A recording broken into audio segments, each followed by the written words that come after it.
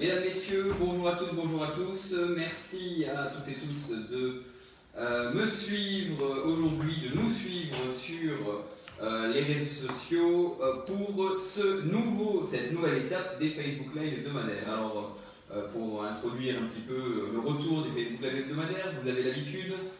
Il y a maintenant quelques mois, depuis le mois de septembre dernier, nous avions décidé avec l'équipe municipale de lancer les Facebook Live hebdomadaires à un moment dans la semaine qui est à votre disposition pour nous parler, pour commenter l'actualité de la ville de Florence, mais également pour nous poser l'ensemble de vos questions. C'est également pour moi l'occasion, depuis le mois de septembre, de vous expliquer d'une certaine manière l'actualité de la ville de Florence, de la commenter et d'expliquer notamment les points les plus litigieux parfois ou alors les points qui ont besoin d'éclaircissement. Mesdames, Messieurs, aujourd'hui nous sommes dans un lieu particulier. Alors je tiens tout d'abord en introduction comme toujours dans cette période à vous le dire, hein, nous sommes pour la première fois dans ces Facebook Live hebdomadaires dans un lieu particulier. Nous ne sommes plus à la mairie. C'est un choix de ma part puisque l'actualité florengeoise avance, la vie politique également et heureusement pour la démocratie, petit à petit, je me dois de ne pas mélanger l'actualité politique et mon rôle de maire. Donc, je tiens à le dire, nous avons fait ce choix avec mon équipe de continuer ces Facebook Live hebdomadaires qui se font toujours sur ma page personnelle de campagne au sein du local de campagne de l'équipe de la liste Florange en mouvement 2020. Vous pouvez voir au-dessus de moi quelques petits éléments de communication qui sont partagés au sein du local de campagne. Ce local est situé au 49 rue de Longwy. Je tiens à dire également donc, la différence entre le dernier Facebook Live et celui-là, c'est qu'entre-temps j'ai lancé ma candidature, j'ai annoncé ma candidature et j'ai lancé la candidature. Donc nous avons eu l'occasion de lancer la candidature de la liste Florange en mouvement il y a maintenant quelques semaines à la brasserie de la mairie où il y avait pas loin de 200 personnes, donc qui était un véritable succès. Je tiens bien sûr à vous présenter le lieu. Et vous le verrez, mesdames, messieurs, les Florangeoises et les Florangeois, nous avons une équipe de campagne motivée qui se tient à votre disposition. Elle se tient à votre disposition tous les jours de 17h à 19h, en semaine, et également le samedi de 10h à midi. Vous devez le savoir, cette équipe de campagne, elle est présente, elle est là pour discuter avec vous. Il y a bien sûr des élus de la majorité municipale qui font partie de cette équipe de campagne. Il y a également des non-élus, des soutiens depuis quelques années qui ont fait le choix de m'accompagner dans la nouvelle aventure qui approche à partir du 15 et du 22 mars prochain. C'est l'occasion donc d'aller discuter avec eux, avec les colistiers, de discuter des projets, de discuter du bilan, de discuter des idées qui sont les vôtres, pour bien sûr nous aider à enrichir notre liste, pour nous aider à connaître l'ensemble de vos problématiques. Donc je vais vous faire rapidement un petit tour de ce local de campagne. Donc mesdames, messieurs, vous pouvez voir donc ici que nous avons des petits éléments de com. Et aujourd'hui, vous devez le savoir, donc nous allons inaugurer ce local de campagne. C'est l'occasion pour vous de venir si vous le souhaitez. C'est un moment qui doit être convivial. Et tout à l'heure à 19h, nous inaugurerons ce local qui sera à votre disposition dans les prochaines semaines.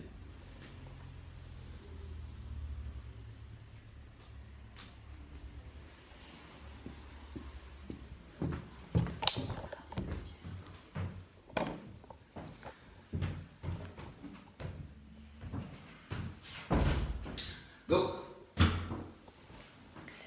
mesdames, messieurs, bien sûr, si je suis candidat, et j'ai eu l'occasion de l'annoncer en temps voulu, cela ne veut pas dire que les affaires de la commune se finissent cette équipe municipale jusqu'au dernier jour, on a eu l'occasion de l'annoncer. Je reste maire et mon équipe municipale, la majorité municipale, les élus de la majorité municipale restent en place et restent responsables de tout ce qui se passe dans Fleuranges. Et c'est pourquoi le premier sujet de cette nouvelle version des Facebook Live, puisque cette fois nous sommes sur des Facebook Live qui se tiennent en ce local de campagne, et ben c'est de faire un retour sur le dernier conseil municipal.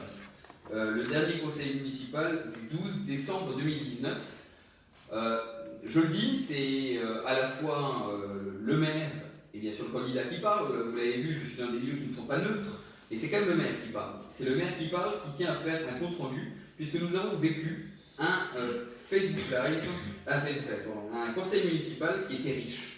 Un conseil municipal, je vais réussir, qui était riche en événements et en décisions politiques importantes pour l'avenir de Fleuranges. Donc je ne pouvais pas faire l'impasse sur une petite explication aux Fleurangeoises et aux Fleurangeois de ce conseil municipal.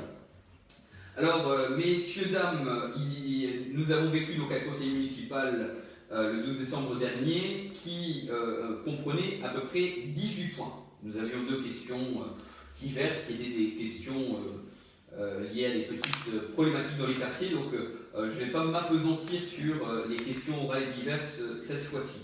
Par contre, nous avions 18 points et sur ces 18 points, il me semble important d'insister sur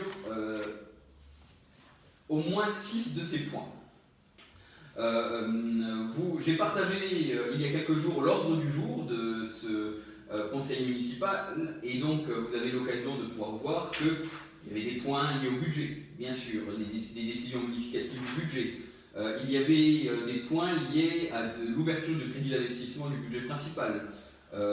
Ces points sont des points habituels en fin d'année qui permettent à la ville d'assurer la continuité du service, public, mais également la continuité des investissements, puisqu'il y a un mouvement permanent et que la loi nous imposerait normalement de ne pas investir avant le prochain budget qui aura lieu fin mars, début avril. Et donc c'est pour ça que nous avons ces ouvertures de crédit. Ensuite nous avions des avances sur subventions aux associations fleurangeoises.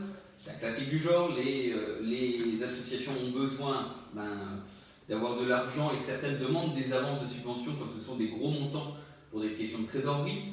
Nous avions taxes, droits et redevances appliquées en 2020 et ce fut l'occasion d'avoir un débat en conseil municipal et de montrer la bonne gestion qui était la nôtre en matière de rentrée d'argent, puisque vous devez le savoir, cette majorité a réussi à quasiment tripler le produit des domaines de la ville de Fleuranges, avec un exploit quand même, et il est important de le noter. Nous avons triplé les produits des domaines, et notamment les salles du complexe de Bétanges, sans avoir augmenté les prix de location des salles, et avec un nombre de locations de salles qui est équivalent, qui est peut-être relativement plus élevé, mais nous n'avons pas eu de politique volontariste pour augmenter particulièrement la location. Donc il y a un mystère, mais qui n'est pas si mystérieux. Nous aurons le temps voulu, l'occasion d'expliquer ce fait, mais il était important de dire que, par exemple, avant notre mandat, en 2013, nous étions à peu près à 10 000 € pour les locations de salles du complexe de Bétanges. Cette année, nous serons à plein de 49 000 €. Les chiffres sont importants, presque marquants. Ensuite, service extérieur des pompes funèbres, fixation des tarifs pour 2020, rien d'extraordinaire. Par contre, pour le point suivant, le point numéro 6, je tiens bien sûr à m'appesantir. Ce conseil municipal a été marqué par l'actualité de la passerelle et notamment de choix politiques importants qui ont été faits à l'égard du projet passerelle. Le premier de ces choix, c'est la mise en place pour l'équipement de la passerelle de ce qu'on appelle un budget annexe. C'est peut-être un peu technique, mais l'idée, c'est d'avoir un budget propre pour l'équipement qui nous permet, au niveau des services de la ville de Fleuranges, de voter chaque année un équilibre entre les recettes et les dépenses de l'équipement.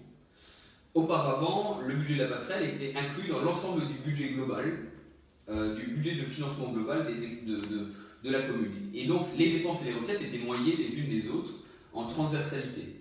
Il n'y avait pas de nécessité d'équilibrer le budget de la passerelle.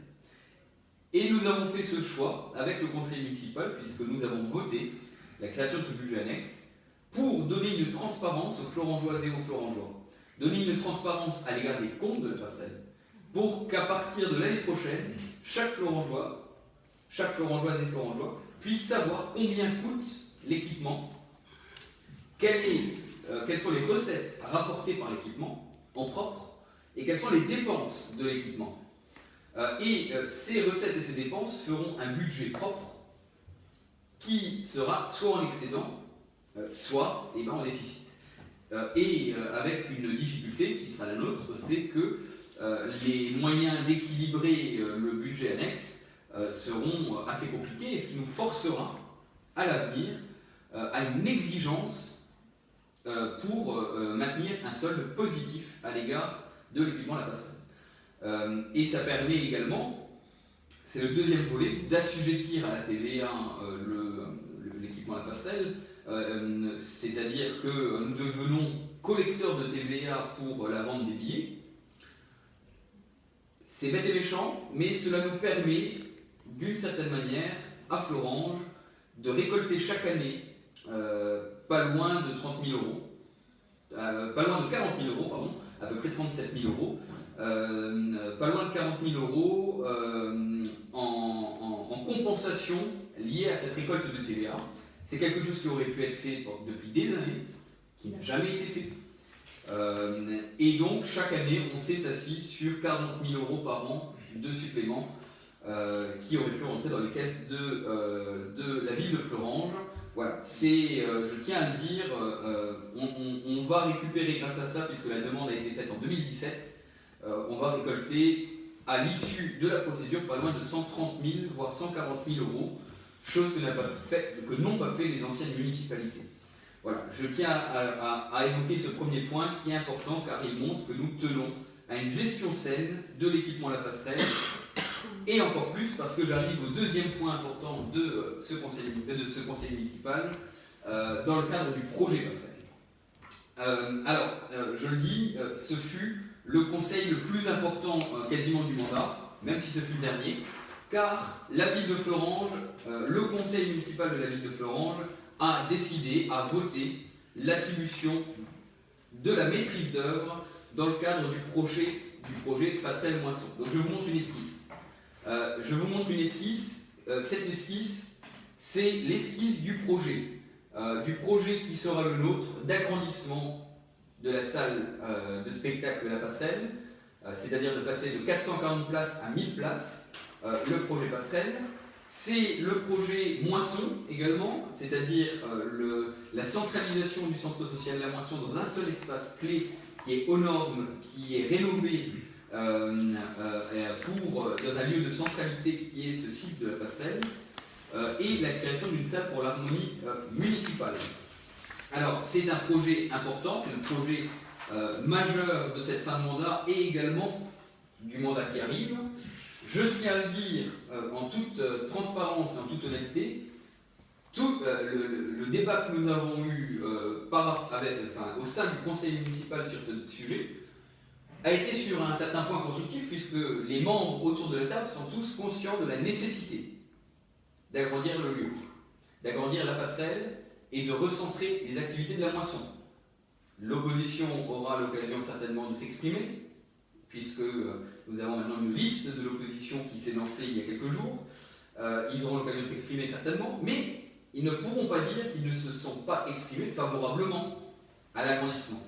La seule question qu'ils posent, c'est la question de l'échelle. Et je reste persuadé que l'échelle communale est la plus cohérente aujourd'hui. Mais ils sont pour, et ils l'ont toujours dit, l'agrandissement des lieux. Donc aujourd'hui, lors de ce conseil, nous avons voté les travaux. Je tiens à le dire également, les travaux de restructuration d'extension du centre culturel de la passerelle, du centre social de la moisson, ainsi que les travaux pour la harmonie municipale, Le total travaux est évalué à 4 825 000 € hors taxe. C'est le coût de travaux, et nous avons 6 500 000 € TTC pour l'ensemble des frais divers de l'opération. Je tiens à rassurer sur plusieurs sujets, notamment sur le niveau de subvention qui est important. Nous avons eu de fortes confirmations vis-à-vis des subventions à l'égard de ce projet. Premièrement, nous avions une confirmation pour la partie centre social de 750 000 € pour la CAF de la Moselle. Nous avons eu une confirmation quelques jours avant le conseil municipal de la part de l'État, pas loin de 300 000 € que l'État nous donne pour ce projet. Et j'ai eu la confirmation il y a quelques jours maintenant de la part du président du département que le département s'engagera pour environ 1 million d'euros. Et il y aura certainement un moment public avant l'issue de la campagne où j'aurai l'occasion publiquement de montrer le soutien du président du département, Patrick Weiten, le soutien de Patrick Weiten à ce projet. Et il nous soutiendra à hauteur d'1 million d'euros. Si l'on cumule donc le niveau de subvention, nous sommes déjà à pas loin de 2 millions d'euros qui sont rassemblés pour ce projet, tout en sachant que nous avons encore des subventions qui peuvent arriver. Il y a un engagement du président de la région, 440 000 €, et un engagement de l'État au titre d'un autre dispositif pour 500 000 € effectivement. Donc voilà, on a un niveau de subvention important. Et c'est une des choses qui était à noter pour ce projet. Un autre point, désolé, je vais vite, n'hésitez pas à poser vos questions. Un autre point, ça a été l'approbation d'un transfert de compétences eau et assainissement à la communauté d'agglomération du Val-de-Fennes. Je tiens à dire quelques mots. L'État nous a forcé par la loi NOTRe de 2014, à transférer l'eau et l'assainissement, mettant fin à une gestion exemplaire des réseaux d'eau et d'assainissement de la ville de Florange. Pourquoi je dis exemplaire? Alors, certains pourront nous répondre que le prix de l'eau est peut-être important à Florange. Mais nous avons des réseaux et des infrastructures de qualité, ce qui n'est pas le cas de toutes les villes. Je tiens à dire, aujourd'hui encore, dans certaines villes du haut de la vallée de la Fench, il y a des réseaux qui, à plus de 70%, vont en milieu naturel. C'est-à-dire que l'ensemble des réseaux d'assainissement amènent l'ensemble des déchets organiques vers la Fench. Très concrètement.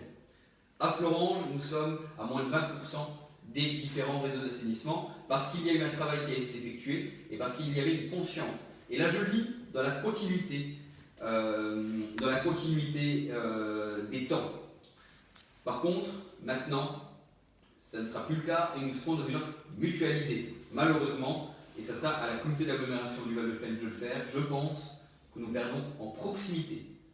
Et c'est grave puisque c'est une tendance générale que nous impose la loi. Nous perdons en proximité et nous perdons en responsabilité des élus dans cette affaire.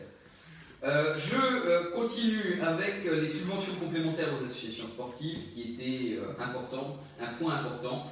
Nous, comme chaque année, nous donnons des subventions aux différentes associations pour leur présence sur la ville. Nous donnons des subventions pour leur présence sur la ville. Je tiens à faire une remarque parce qu'il y a eu, à l'issue du conseil, quelques petits bruits. Alors, premièrement, pour la première fois, certaines associations comme Florop ont reçu des subventions complémentaires pour la participation.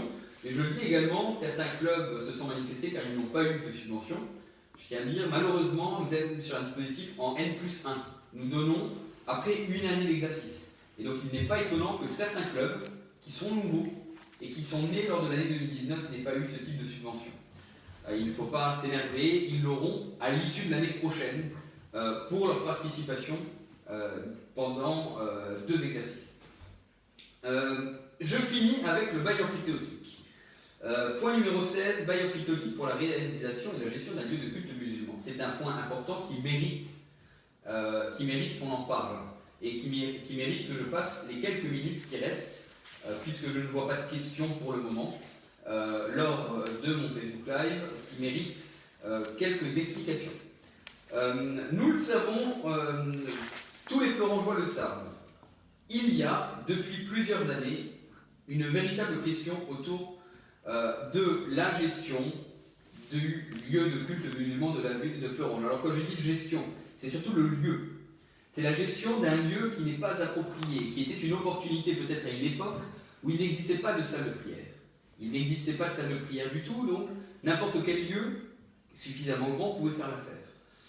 Sauf que ce lieu, placé là où il est, rue des Romains, posait un certain nombre de nuisances. Alors non pas, je crois qu'il y a toujours eu une bonne entente et une bonne gestion en interne. Il y a une direction de la salle de prière qui a fait en sorte toujours de régler les soucis de voisinage, et le voisinage est relativement satisfait. Mais par contre, il y avait un véritable problème de sécurité, de sûreté.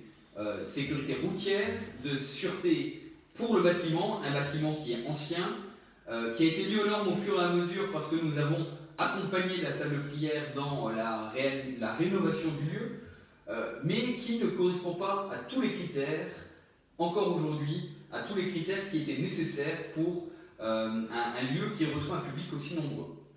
Et donc nous accompagnons la salle de prière dans un déplacement sur la ville depuis des années, conscients de cette dangerosité, la dangerosité du lieu actuel.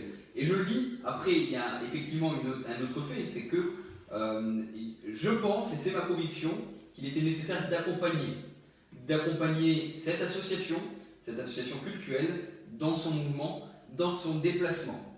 Et c'est pour ça que nous avons, depuis des mois, fait plusieurs propositions de lieux qui ne gênaient pas en termes de nuisance, qui ne posaient pas de problématique par rapport à la question du stationnement qui est prioritaire dans ce dossier. Nous avons fait une proposition. Aux différents fidèles de la salle de prière et une proposition qui correspond à un courrier que j'ai envoyé à l'association florengeoise qui tient cette salle. C'est un courrier qui date du 8 octobre dernier, qui fait une proposition soit d'un bail emphytéotique administratif d'une durée de 99 ans consenti moyennement à une redevance mensuelle de 200 €, soit à la vente du terrain à l'association